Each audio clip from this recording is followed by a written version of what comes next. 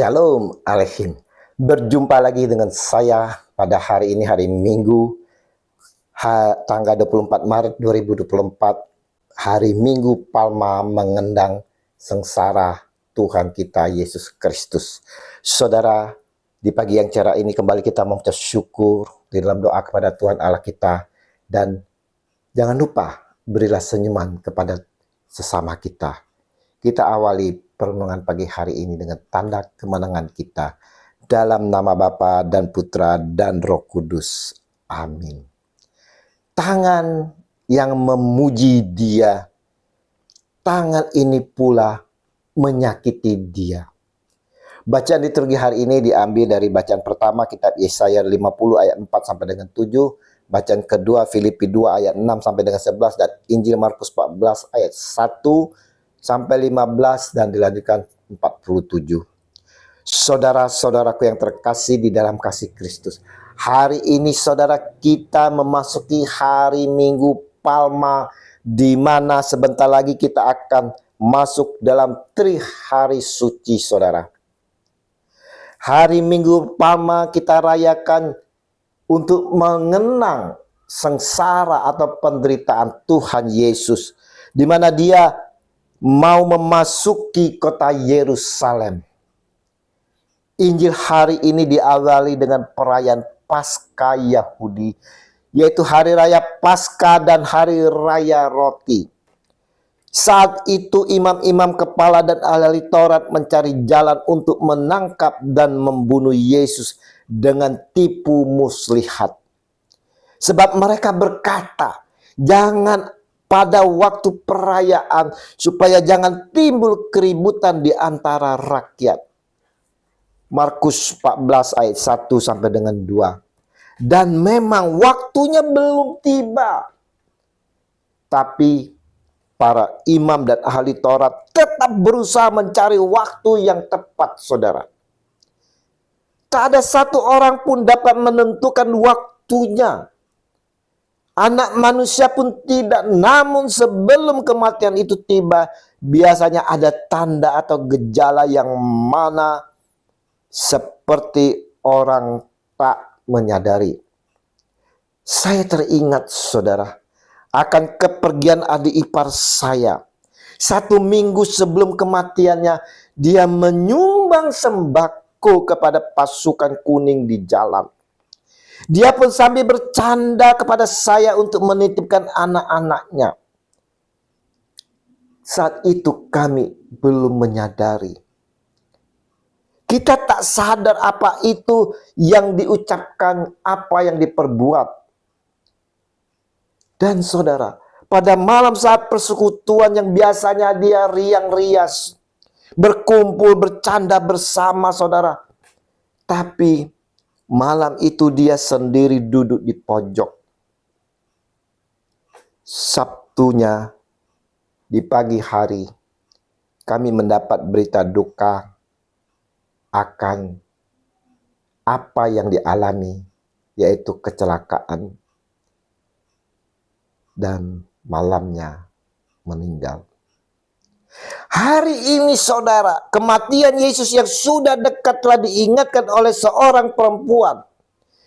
Ketika Yesus berada di Betania di rumah Simon si kusta dan sedang duduk makan, datanglah seorang perempuan membawa suatu buli-buli pualam berisi minyak narwastu murni yang mahal harganya.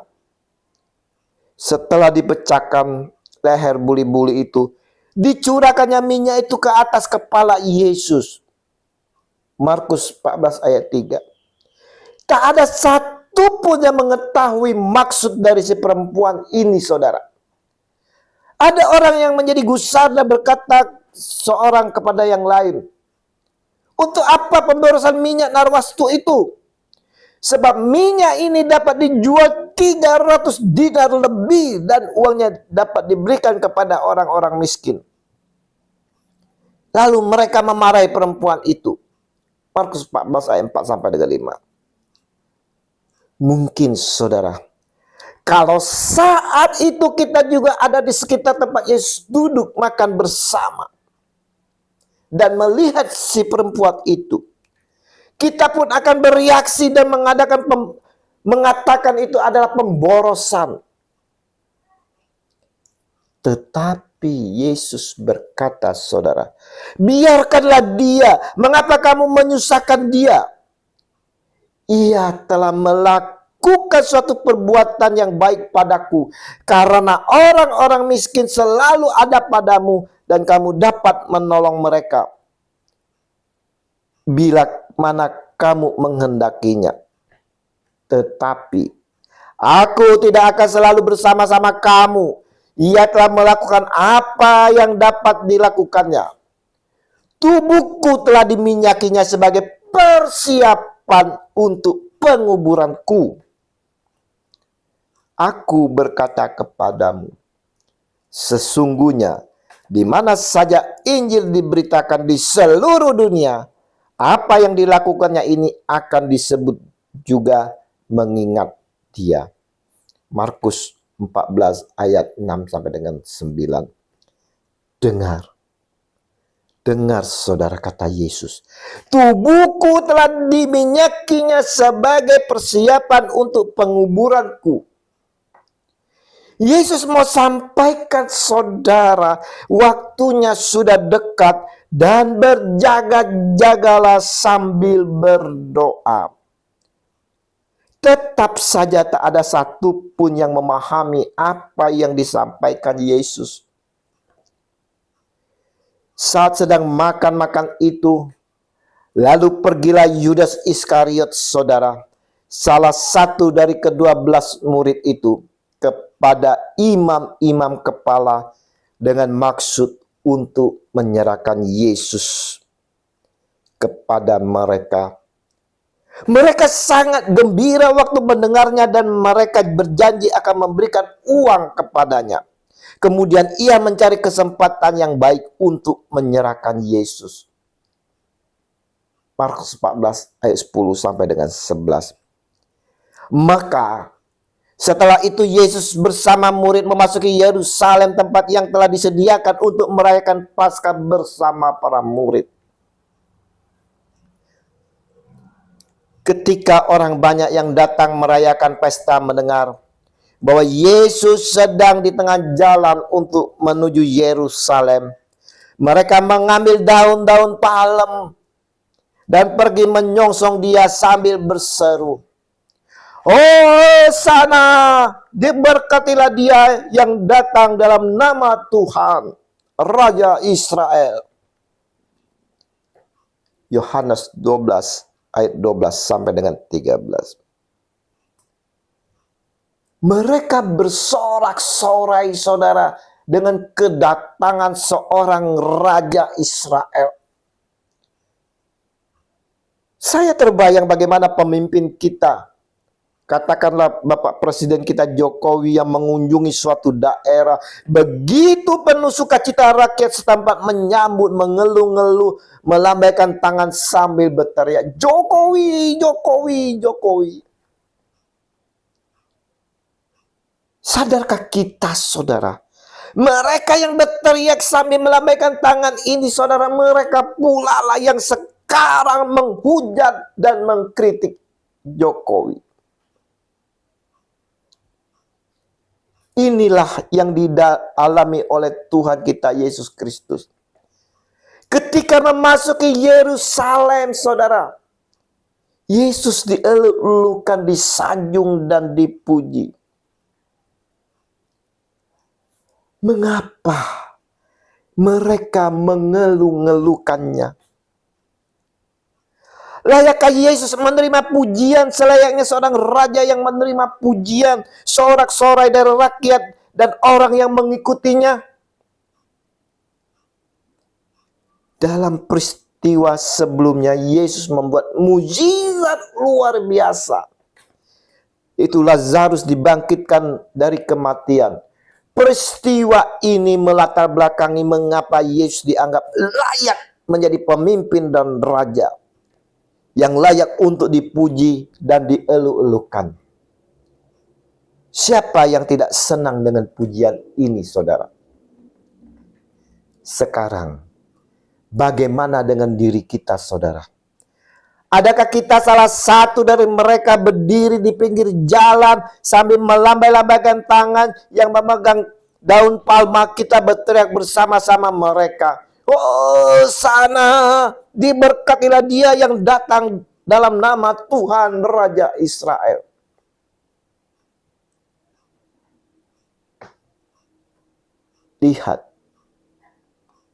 Lihat saudara. Dengan heroiknya kita mengangkat dua tangan kita memuji bermazmur bagi kemuliaan Tuhan. Tapi dengan kedua tangan ini pula kita menyakiti dia yang kita puji dan kita sembah. Bukan saja kita menyakitinya, saudara.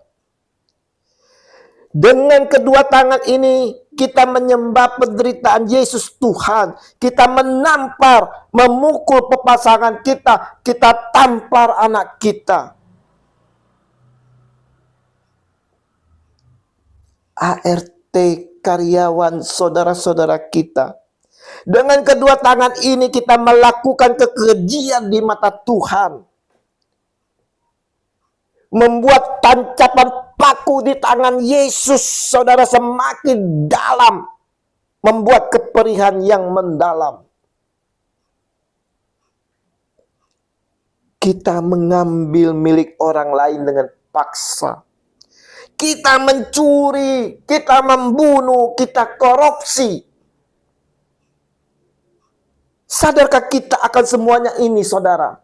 Sadarkah saudara kita menambah siksaan Yesus Tuhan? Sebelum Yesus masuk Yerusalem dan dielu-elukan, dari kejauhan meratapi, saudara, menangisi Yerusalem yang tak sadar akan kehadiran Allah di tengah-tengah mereka. Yesus menangisi sebagai ungkapan hati dan kasihnya yang ditolak oleh umatnya. Umat tidak memahami misi kedatangannya.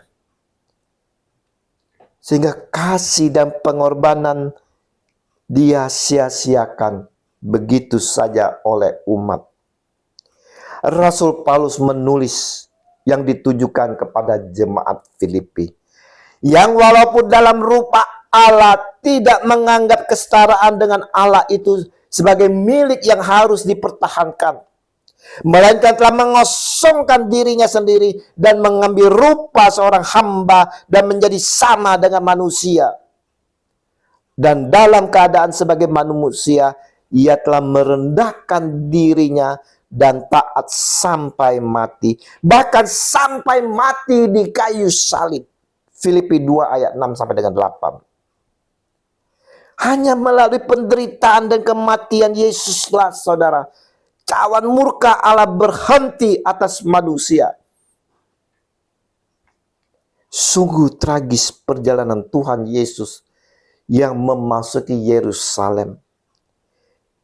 Dia dielu-elukan sebagai Raja dunia, disanjung, disembah, dengan tangan yang sama melambai-lambai sampai memegang daun palma. Dengan tangan itu pula raja yang dielu-elukan ditunjuk-tunjuk dengan kemarahan sambil berseru, saudara, "Salibkanlah dia, salibkanlah dia." Lukas 23 ayat 21. Hari ini, saudara, menjelang perayaan Trihari Suci, kita mau menggiring Yesus memasuki Yerusalem. Memasuki kota Yerusalem. Sambil melangkah setapak demi setapak, kita renungkan dan merefleksi diri kita. Apakah kita merupakan bagian dari Yudas yang mengkhianati Yesus, yang bersepakat untuk melakukan sesuatu kejahatan? Apakah kita demi harta, ambisi, kedudukan, pasangan kita, maka kita mengkhianati dia yang telah mengorbankan nyawanya bagi kita?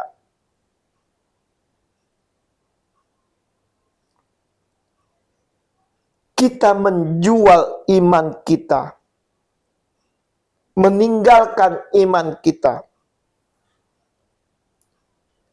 Adakah kita bagian orang-orang yang menggiring Yesus memasuki Yerusalem sambil melambaikan tangan kita? Bagaimana dengan tangan yang kita lambaikan ini, saudara?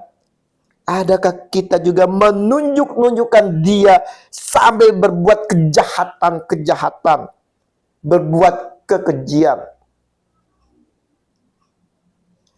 Yesus memandang setiap kita, saudara.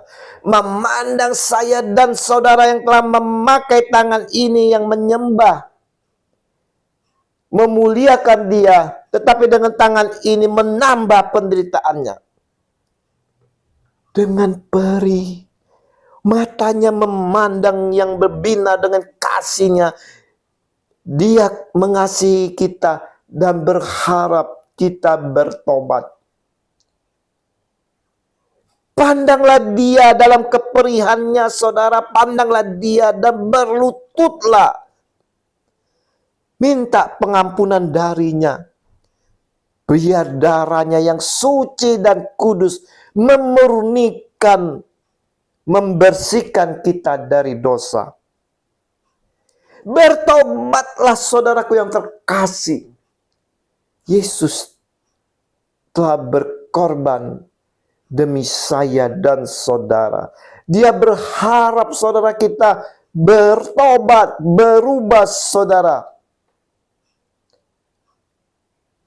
Bertobatlah, saudara. Yesus dengan kasih mengharapkan kita selamat. Dan Dia berharap dengan penuh kasih akan pertobatan kita. Kemuliaan kepada Bapa dan Putra dan Roh Kudus, seperti pada permulaan, sekarang, selalu, dan sepanjang segala abad. Amin. Dalam nama Bapa dan Putra dan Roh Kudus. Amin. Selamat memasuki Yerusalem bersama Kristus. Mari kita persiapkan hati bersama dengan keluarga untuk menyambut Tuhan kita dalam perjamuan Ekaristi, dan terimalah perutusan karena kita diutus. Shalom.